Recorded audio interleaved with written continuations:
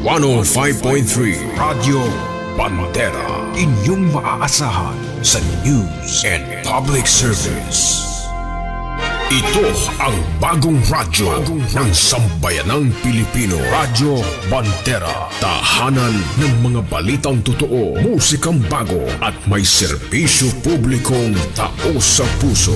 105.3 Radyo Bandera, iwawagayway ang bandera ng balayang pamamahayag. Oras Pilipinas, ganap na pong alas 8 en punto ng umaga.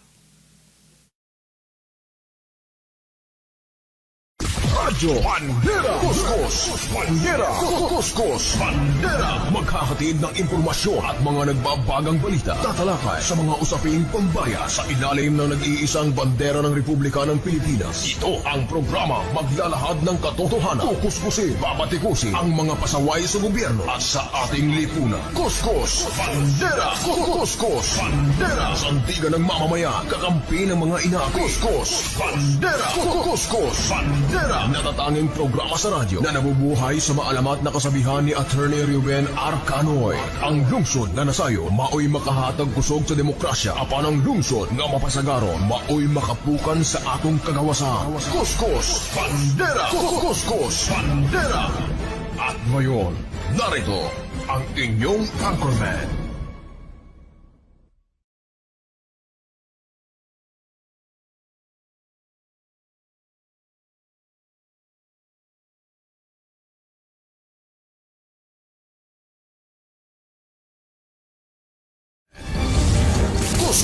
Magandang umaga Pilipinas! Magandang umaga Cotabato City at Bangsamoro Autonomous Region in Muslim Mindanao.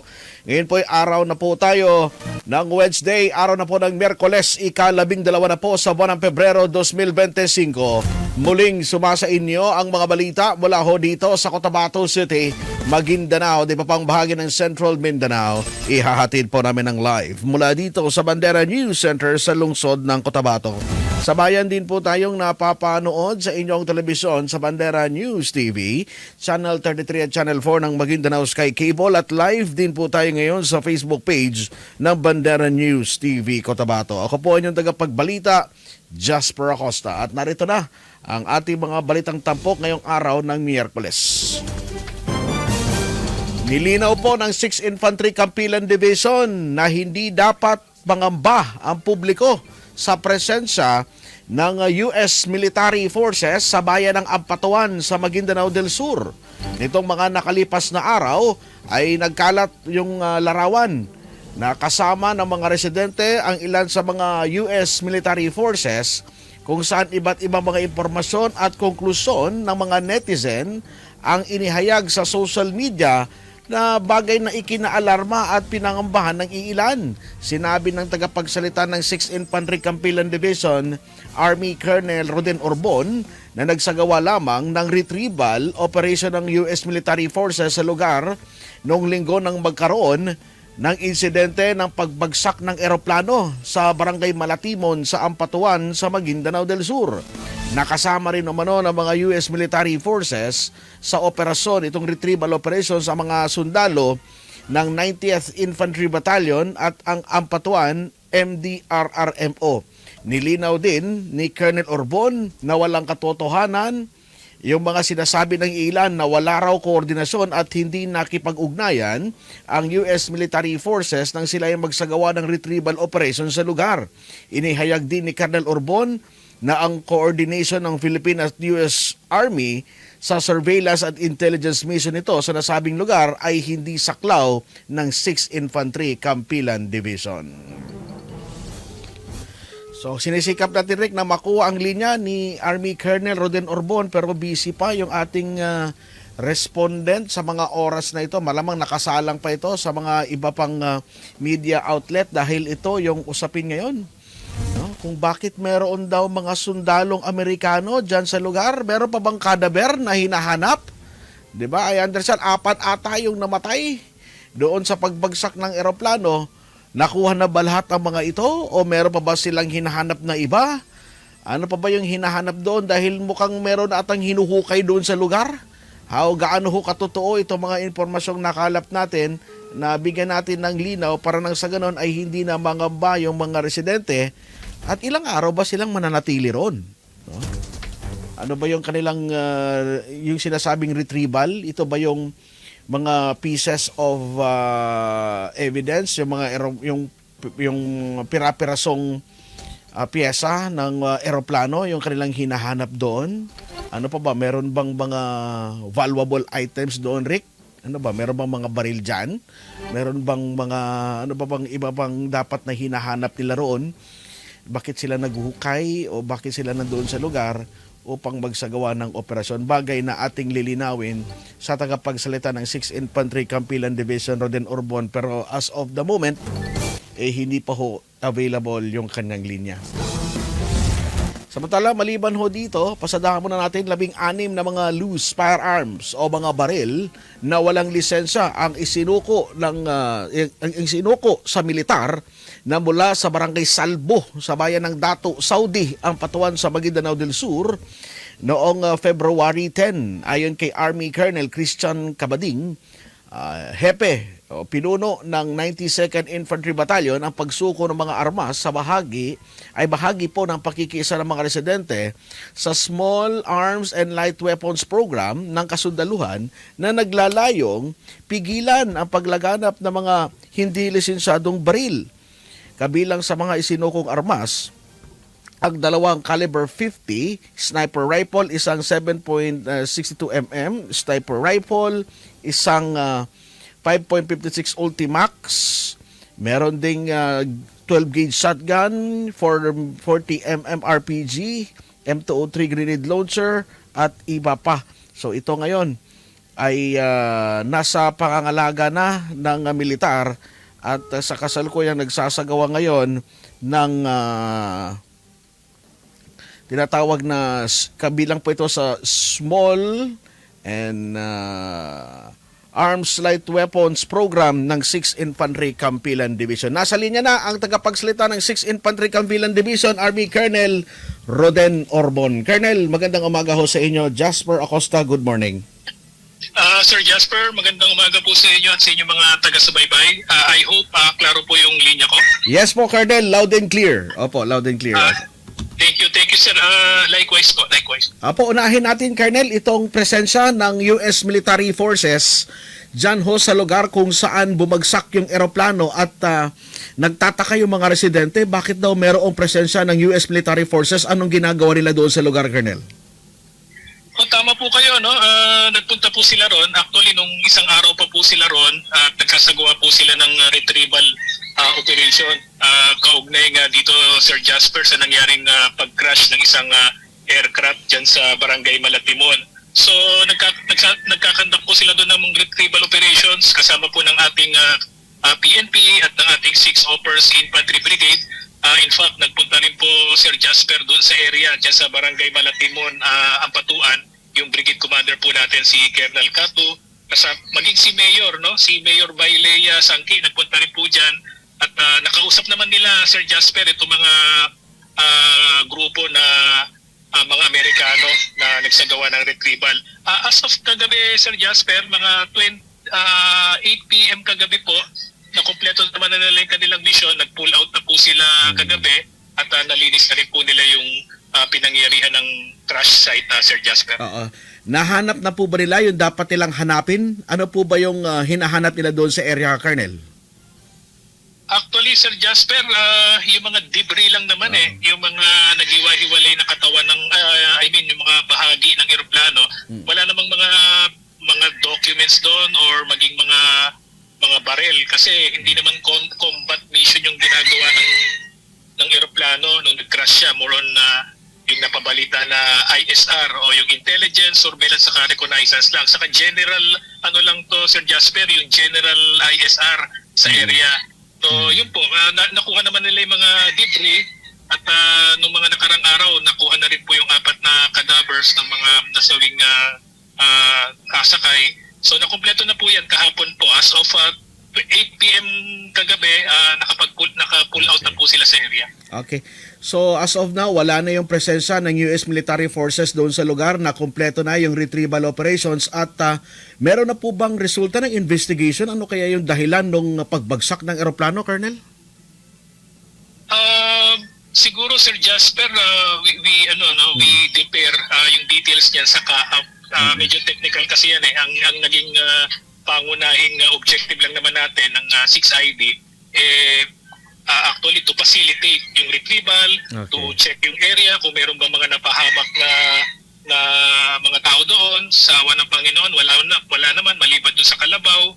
Tapos to ensure yung safety ng mga Amerikano at saka safety na rin ang ating mga taga MDRRMO ng Ampatuan na pumunta doon. So yun lang po yung naging mandate natin. As to the investigation, wala pa pong tasking sa atin yung high headquarters pagdating sa investigation. Maliban na nga dito sa retrieval operations, Sir Jasper. Marami ring mga kumakalat na larawan, mga litrato sa social media. Gaano katotoo na may mga baril doon sa eroplano na bumagsak, Colonel? Wala naman po. Mga ano lang yan. Siguro mga gamit lang yan ng mga security troops natin. Wala naman pong baril doon. Saka hindi naman kakasya yung mga ganong kargamento sa aeroplano po. Okay. So ano yung main mission nila? Bakit sila pumunta rito sa ating lugar? Ano yung kanilang mission dito, Colonel? Ang sabi po ng based sa pronouncement na rin ng ating ng kanilang embahada, yung US Embassy, nagsasagawa po sila ng ISR o yung intelligence, surveillance, saka reconnaissance. So ito po basically pangunguha ng information sa area. Pero general lang to, Sir Jasper, general reconnaissance, lagi naman nilang ginagawa yan.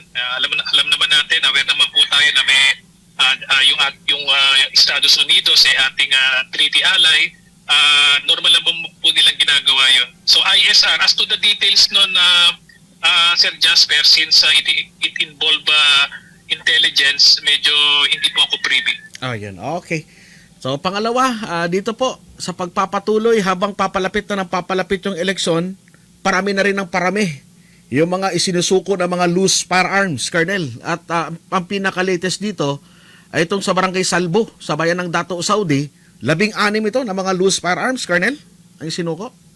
Opo, tama po Sir Jasper, nung isang araw lang yan, doon sa pinacilitate po yan ng ating first Brigade Combat Team led by Brigadier General Vladimir Cagara at 92nd Infantry Battalion.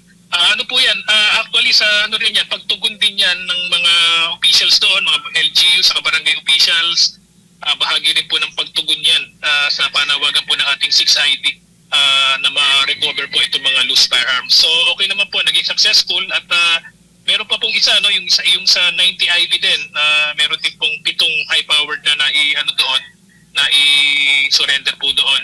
Bahagi nga po ito, Sir Jasper, tulad ng nasabi nyo, yung campaign natin against loose firearms, saka yung pag-implement po natin ng small arms and light weapons program ng OPA Pro, Sir Jasper.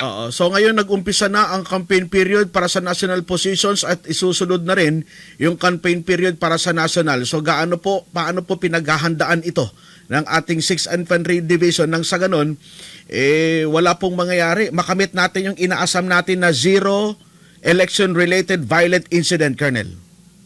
Yun po talaga yung ating vision, Sir Jasper, yung vision ng aming commander, si Brigadier General Donald M. Gumiran.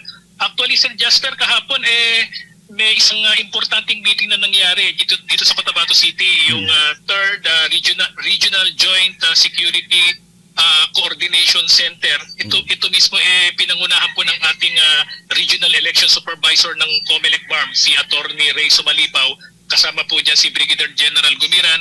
Lahat po ng aming brigade commanders nagpunta dyan. Ganon din po yung mga provincial director, hindi lamang po dito sa area natin, but sa buong BARM. Nag-meeting po sila kahapon at yun po talagang nagbalangkas po tayo ng mga security measures sa mga ways ahead para nga dito sa pagpasok na ng campaign period. At okay naman po, Sir Jasper, maganda naman po yung usapan nila. Buong araw silang nag-usap doon. Nakadalo rin po tayo doon. So maganda naman po yung naging doon. So maximum participation po yun.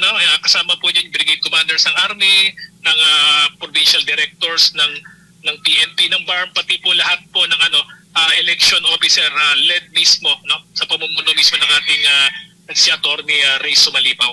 Okay, so ano po ang magiging role? Ano ang magiging participation ng ating military sa upcoming elections, Colonel? Inaatasan po tayo ng ating COMELEC na tumulong po sa ating PNP para sa security operations. So kasama po tayo sa pagsasagawa po ng checkpoints, pagsasagawa po ng mga law enforcement operations, pagsupil o pagtigil ng mga yung mga election related violence led by PNP. At tapos meron din tayong mga inisyatibo, Sir Jasper, di ba, kasama ka naman yung sa paglulunsad natin ng mga peace covenant natin, political candidate forum, yung campaign natin against loose firearms, at saka yung initiative po natin kasama ng ating taga-media, yung pag-settle po ng mga horizontal conflicts o yung mga RIDOs na tinatawag, Sir Jasper. So yun po yung mga ginagawa po ng ating 6ID ng Joint Task Force Central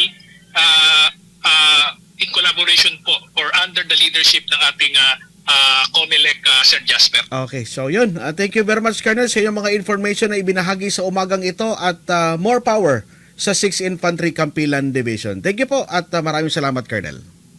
Yes, sir. Thank you, sir. Apo. So yan po ang tagapagsalita ng 6th Infantry Campilan Division, Joint Task Force Central, Army Colonel Roden Orbon. So tapos na kagabi. Naka-pull out na yung US military forces dyan po sa Barangay Malatibon sa bayan ng Ampatuan, Maguindanao del Sur. Makaraang makompleto na yung sinasabing retrieval operations. Yung retrieval operations na tinutukoy dito, yung pira-pirasong parte ng eroplano palarik yung hinahanap nila ron. Nahiwalay ata yung pakpak doon sa katawan. At nakompleto na kagabi yung retrieval operations. Nakuha na rin yung 4 na bangkay. At wala na. Simula kagabi yung presensya ng US military forces ng yung nagsagawa sila ng retrieval operations dyan sa naturang lugar. At least nabigyang linaw ito ng ating 6th Infantry Campilan Division.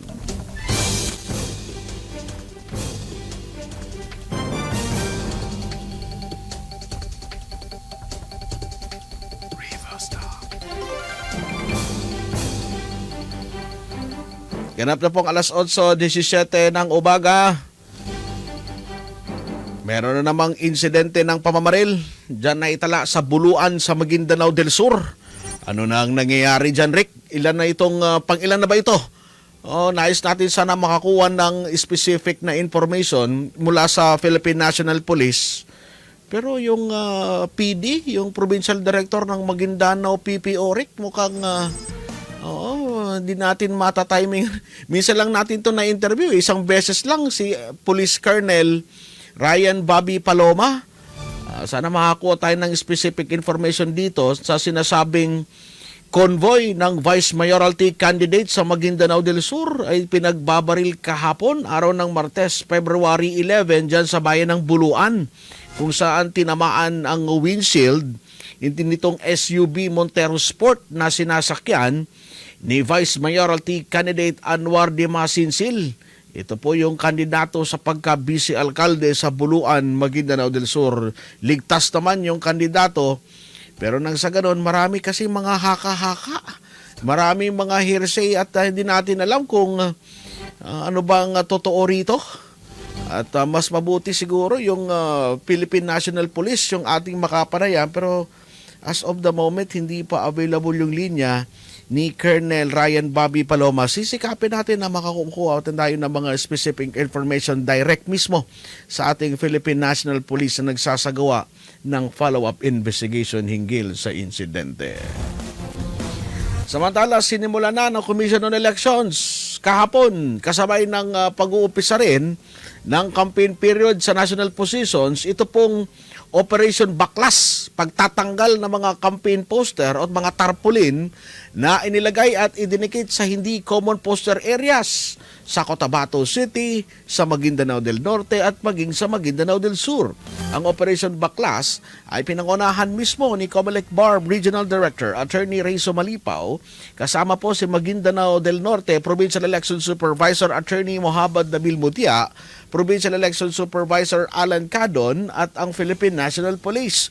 Kabilang ho sa mga pinagtatanggal na mga campaign poster ay yung mga idinikit sa mga poste ng kuryente sa mga lugar na hindi naman kabilang sa common poster areas.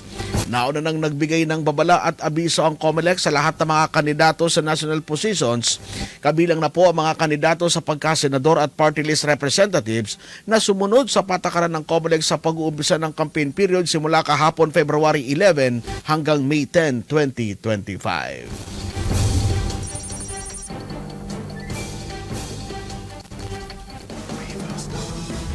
At pasadahan muna natin ang ilang mga balitang national posible sa pagkatapos pa ng Senate of the Nation Address o SONA ni Pangulong Ferdinand Marcos Jr. masisimulan ang aktwal na paglilitis o impeachment trial kay Vice President Sara Duterte. Ito'y ayon kay Senate President Francis G. Escudero ay taliwas sa panawagan ng ilang kongresista, sektor at personalidad na agad simulan na ng Senado ang impeachment trial. Sinabi ni Escudero na hindi nila agad masisimulan ang aktwal na impeachment trial sa pagbabalik nila sa sesyon sa June 2 dahil marami pa silang paghahandang gawin. Kailangan pa nilang mapagtibay ng ipinatutupad na impeachment rules na sa ngayon ay binabalangkas at pinagbabatehan pa pagbalik nila sa sesyon.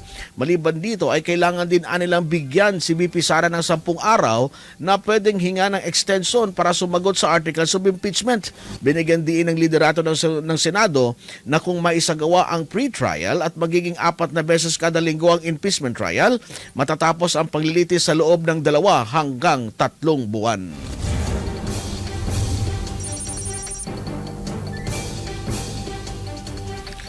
Umabot na sa kalahating porsyento ng mga Pilipino ang nakipili na po ng 12 kandidato na iboboto sa pagkasenador sa 2025 midterm elections. Batay sa survey ng Pulse Asia, 72% na ng mga taga Mindanao ay may kompletong listahan na ng mga ibobotong senador, habang nasa 64% naman sa Visayas. Sa Luzon, nasa 33% pa lamang ang naitalang may kompleto ng iboboto sa pagkasenador. Isinagawa ang survey mula January 18 hanggang January 25 sa mga rehistradong botante, kabilang na mga hindi pa tiyak kung makakaboto sa darating na halalan.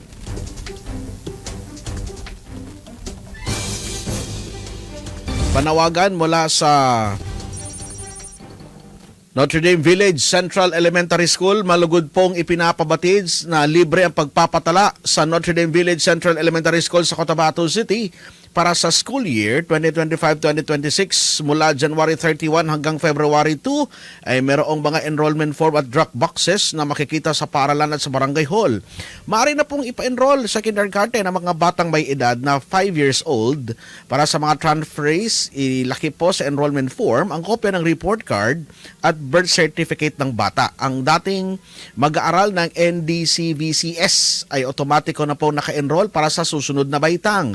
Para sa inyo mga katanungan, maaari pong bumisita sa tanggapan o tumawag sa 552-1231 o kaya naman tingnan ang Facebook page ng paaralan Notre Dame Village Central Elementary School. Enroll na sa Notre Dame Village Central Elementary School. Ang panawagan mula kay Principal Marlon Lu. Sana po ng ating mga reporters, cameraman at technical side Ricky Madamba. Ako po yung tagapagbalita, Jasper Acosta, na nagiwan sa inyo ng magandang umaga po sa inyong lahat. 105.3 Radio Bandera, Cotabato City. Inakarespetado sa news and current affairs. Ito ang bagong radyo ng sambayanang Pilipino. Radyo Bandera. Tahanan ng mga balitang totoo, musikang bago at may serbisyo publikong taos sa puso. 105.3 Radio Bandera. Iwawagayway ang bandera ng balayang